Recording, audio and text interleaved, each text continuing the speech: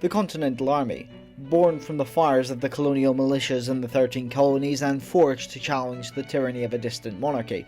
In today's video we'll explore the birth of the United States Army during the Revolutionary Wars, its formation, its structure and organisation, and the men whose blood, sweat and tears secured the road to American independence.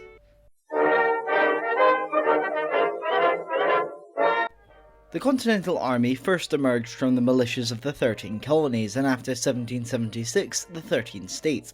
However, before its formation it is important to consider the earlier conflicts that shaped the colonial military experience, primarily the 7 Years' War.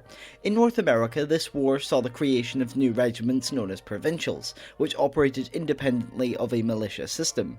Modelled on the British Army units, they were raised by colonial governors and legislatures with officers drawn from the militia ranks. Often these officers would also be appointed by the legislature. Regiments of this type was Major Robert Rogers Ranger Company from New Hampshire, funded by the British to carry out reconnaissance during the French and Indian War. Now, the 7 Years' War marked a turning point in British military policy. Previously, colonial defences had been left to local forces, with Britain providing naval and logistical support.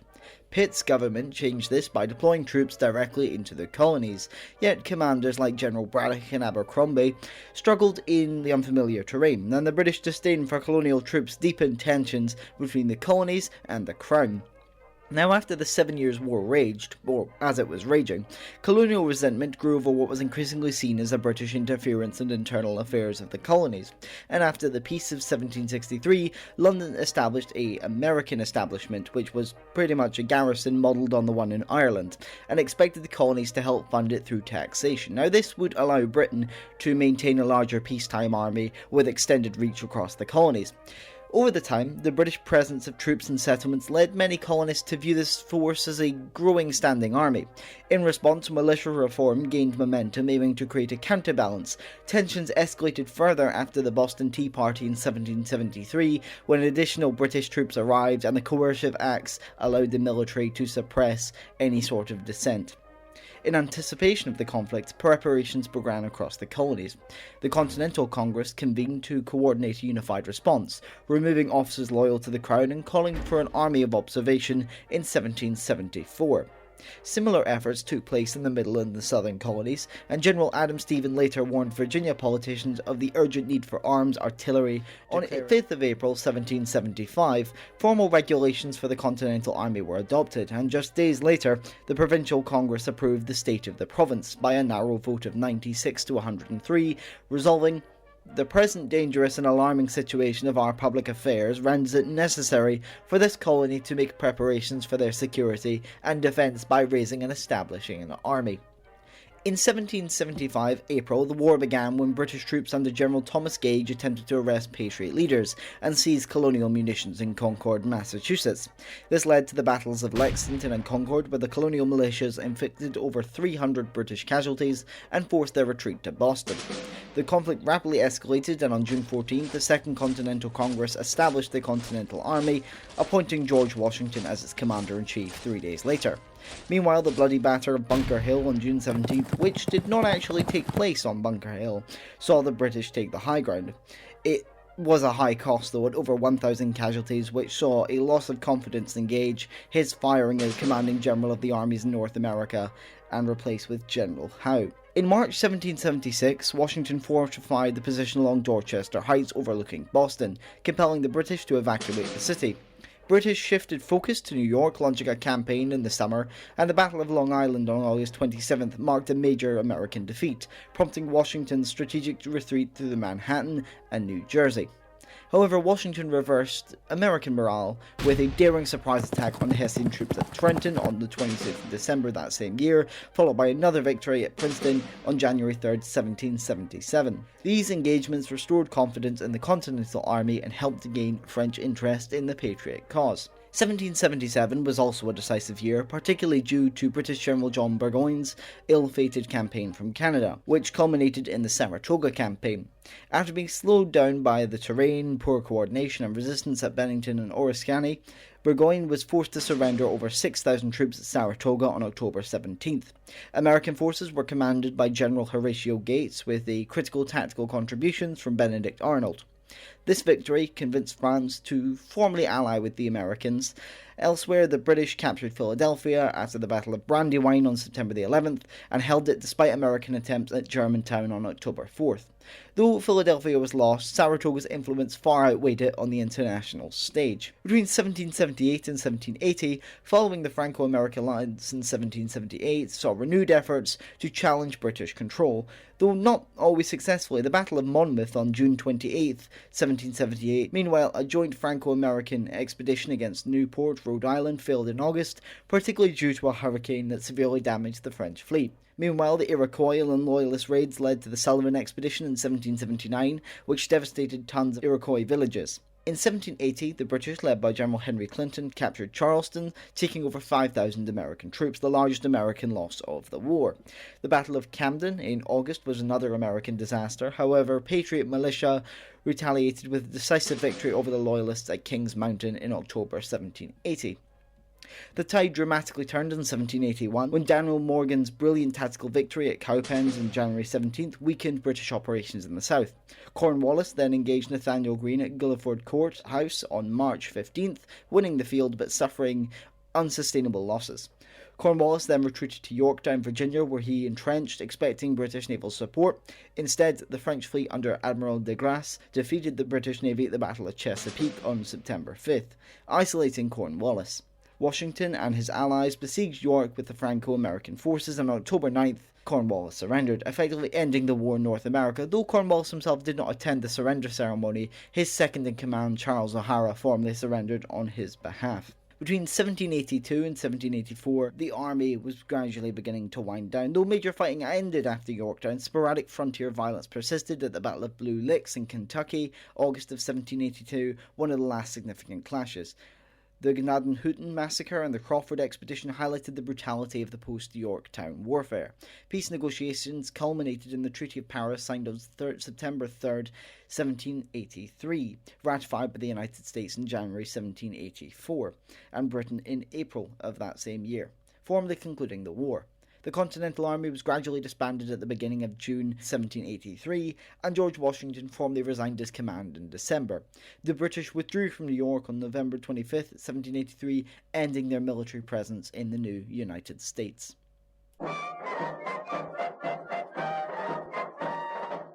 In the early stages of the Revolutionary War, the Continental Congress retained direct control over the administration of the army.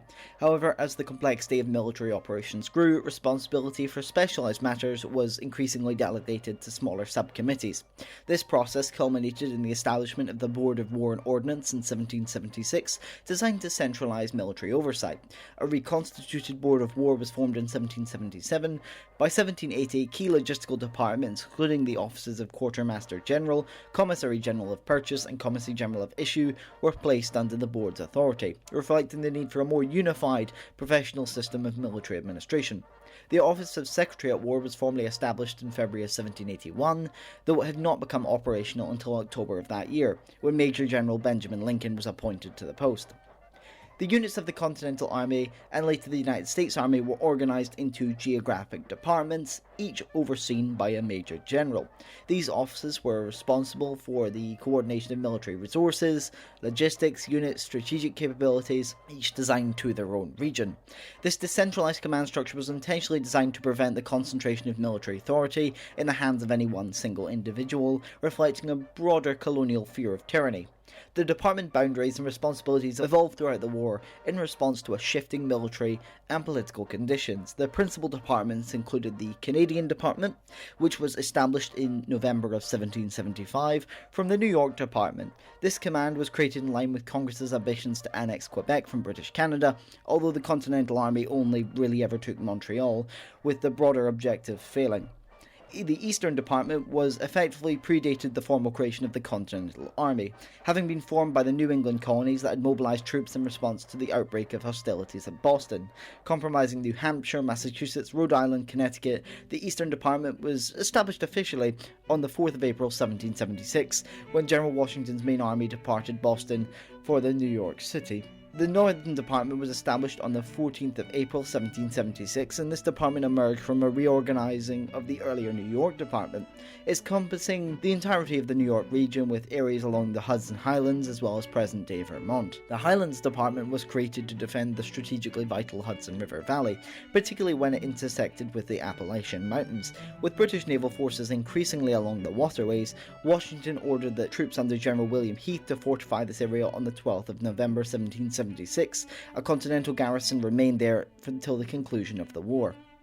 The Middle Department, formed on 27th of February 1776, initially covered New York, New Jersey, Pennsylvania, Delaware, Maryland, and this department witnessed several of the most consequential campaigns of the war, including New Jersey, New York, which culminated in the battles of Trenton and Princeton. The Western Department was established in 1777 under the command of Major General Edward Hand. This department oversaw military action in western territories of Virginia and Pennsylvania. It also included what we now know as the states of Ohio, Indiana, Illinois, Michigan, Wisconsin, and the Illinois Campaign of 1779, led by George Rogers Clark, was probably its most significant campaign. The Southern Department was also created on the 27th of February 1776, and this encompassed Virginia, North Carolina, South Carolina, and Georgia, and given the intensity and the continued fighting in the region, it was the only department operating all year round. It was also the only department to have its entire force destroyed twice. Each department commander, typically holding the rank of Major General, held authority over all the troops within these assigned departments, collectively referred to as an army. Forces from the Highlands would be the Highland Army, the Southern Department would be the Southern Army. The internal organization of these forces were generally followed a hierarchical structure based on size and operational needs.